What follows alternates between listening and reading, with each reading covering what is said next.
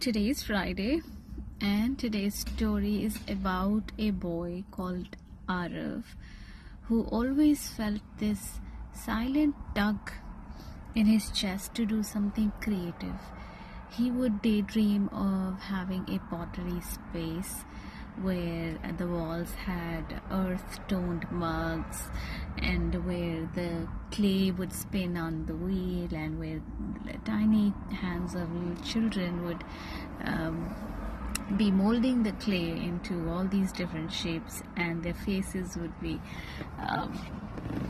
happy and smiling and laughing at the odd shapes that they made. So he would daydream of all these things, but he then always shook it off, thinking everybody would want to do that. Everybody would want to escape the boring, mundane jobs and lives.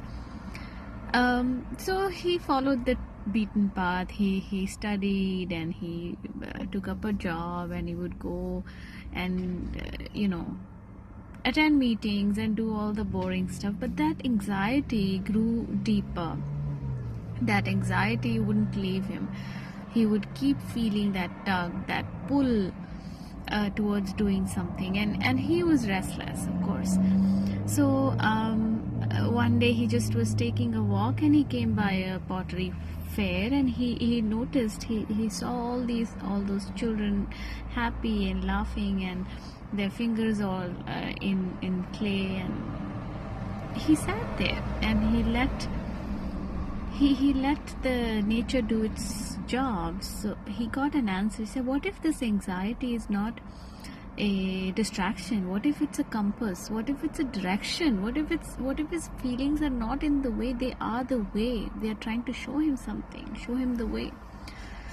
So he began small. He started a pottery course, and then eventually set up a pottery space for children, and he couldn't be happier. He was delighted. He started following the universe's nudge instead of ignoring it.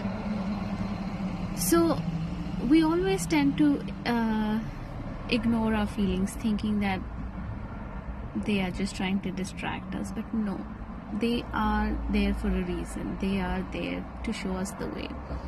Our feelings are not in the way, they are the way. So who's going to follow their heart?